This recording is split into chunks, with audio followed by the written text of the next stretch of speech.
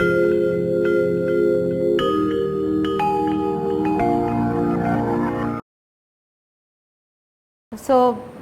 we are going to say gene knockout technology.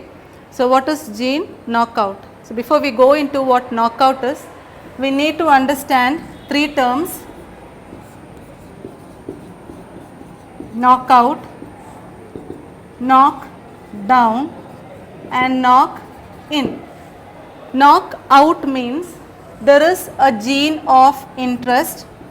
We are having a gene of interest, let it be X, okay, and we have another normal gene which is present in mouse or any other animal. So, let us say that gene is Y. We don't need Y, instead we need to insert this gene X in this place. So, what will I do? I am going to knock out, or I will remove this gene completely and I will insert gene X, okay. So, this process wherein I am knocking out a gene, making a gene non-functional, is called gene knockout technology. Next term is gene knockdown. So, what is knockdown? Here we are not removing the gene is there itself. But what will the gene do? This gene X, it will produce a mRNA, okay. It is producing an mRNA. Now, we have already seen RNA interference.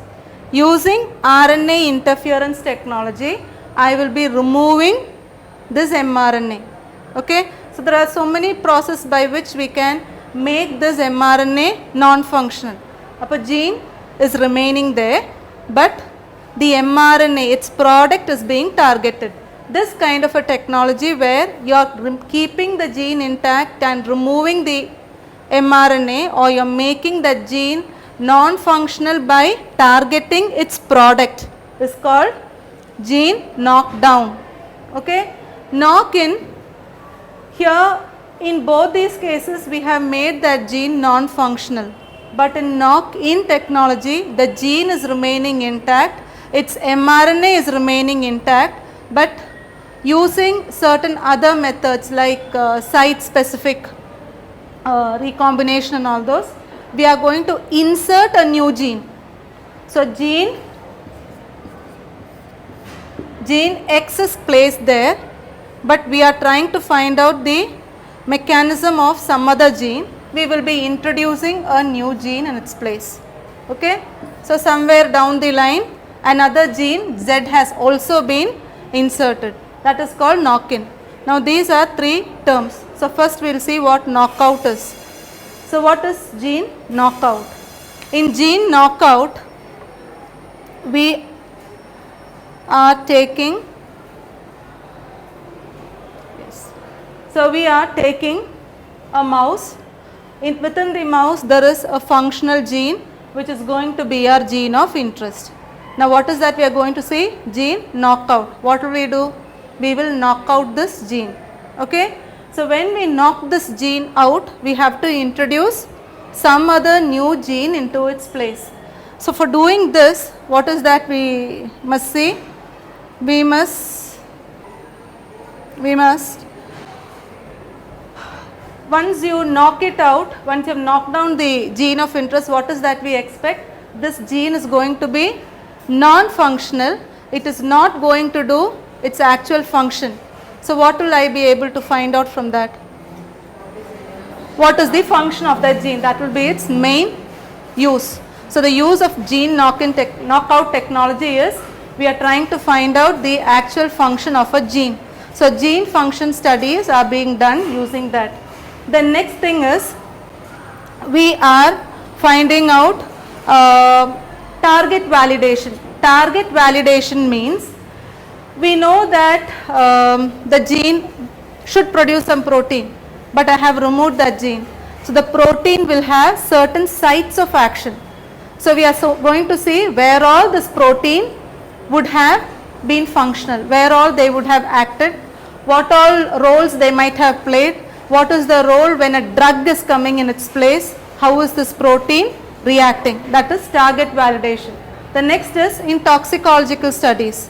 So, when a toxic agent comes in, or when a pathogen comes in, if there are certain toxins produced, how the gene might have reacted. Does it stop functioning? Does it overreact? Is there any other or many different kinds of changes or errors that can happen in during transcription or translation? All those things can be studied. Okay. Now, how is a gene knockout produced? A gene knockout is produced by a simple, quite a simple process. Only thing, this is a very costly process and this takes a lot of time. So that is one of the reasons why producing knockout mice can be a problem. But then, since they can be used for studying the functions of genes, we try to develop lots of knockout organisms. Now the procedure as such, what is this? This is the trophoblast and the inner cell mass. So here we are targeting the morula stages and the next stage, which is the blastocyst. So normally we try to take morula cells or we will take the blastocyst. Now in the blastocyst, what are these cells? The inner cell mass. The inner cell mass is the one which is going to produce all the different organs or the entire embryo as such. Now from the inner cell mass, we will isolate the cells. So from the inner cell mass, the cells have been isolated. Now I have taken a particular gene which I am trying to replace for that gene of interest. I told you, we will be taking a gene of interest, something which we know, whose function we are trying to analyze. So we are trying to replace that gene with something else. Now here we are taking a gene, let us say this is some antibiotic resistance gene. Okay, for example, I am trying to insert that in the place of gene of interest. Now I introduce that into the cell. How do I introduce? I use the technique called electroporation. What is electroporation? You give an electric impulse. Now the cell's porosity will change. The cells will take up the new plasmid or vector or whatever that comes in, that goes inside. So once that gets inside, let us assume that they are becoming a part of that cell's chromosome or DNA. Is it mandatory it must happen? No. It may happen, it may not. So it is just going to be a choice. So how is this process taking place? This process is employing the principle of recombination. So there is homologous recombination. So here we require recombinase enzyme. So using this, at one point of time, if that gene of interest has been taken up inside the nucleus, this is our gene of interest, this is a new thing which I am going to insert, they will recombine and I am going to get this thing with this place replaced. Okay, so I have got the new gene replaced in that spot which is called the gene of interest. Is that clear? So we allow recombination to take place. So after some time, let us assume that a few cells have become antibiotic resistant. Okay, a few cells might have become antibiotic resistant. Now I need only those cells which have become antibiotic resistant. So how do I isolate that? I will add the antibiotic. So those cells which have got antibiotic resistance, they will survive. The others will fail to survive, they will die off because we have provided it with an antibiotic and the cells do not have the gene for antibiotic resistance. Fine. So we are taking that cell, we are allowing the cells to multiply, grow, providing the correct or the right culture medium.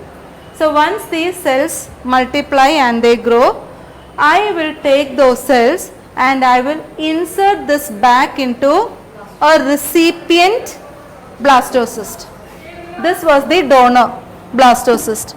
I will take another blastocyst which is called the recipient blastocyst and I will insert the cells which have been transformed. Okay. So once this has been inserted into this region of the inner cell mass, what we are assuming is the blastocyst will develop the embryo is formed, and you will get an organism which has got few regions with its own cells and a few regions which develops from the cells that have been transformed. So what you get would be a chimera. Okay, it's a chimeric organism which we get. Fine. So I'll just mention the steps again.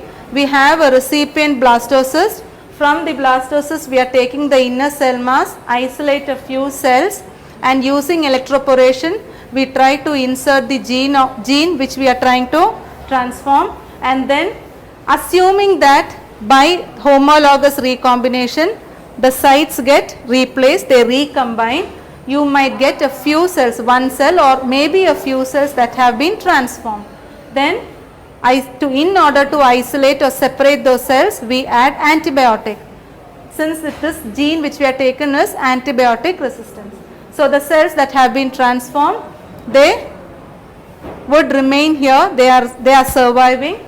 Allow the cells to multiply, take those cells, insert this back into another recipient blastocyst. So allow it to grow, and assuming that maybe after a certain point of time we will be having cells which have got a gene knocked out organism. Okay. Now this is another way, just an example how we are getting a chimeric mouse. We are taking a black female mouse, this female is normal, taking another brown mouse with a mutated gene. We are trying to knock out the gene. So in order to knock out, what is that we need to do? Take a mutated gene. So mutated gene is present in the brown mouse. Take that brown mouse, insert it into the inner cell mass region, allow it to grow. Okay. So you will get a chimeric mouse with both brown and black features, coloration. So if it is for coloration, maybe you will get a chimera. But what is that we are trying to do? We are trying to get an entire organism with a particular gene knocked out.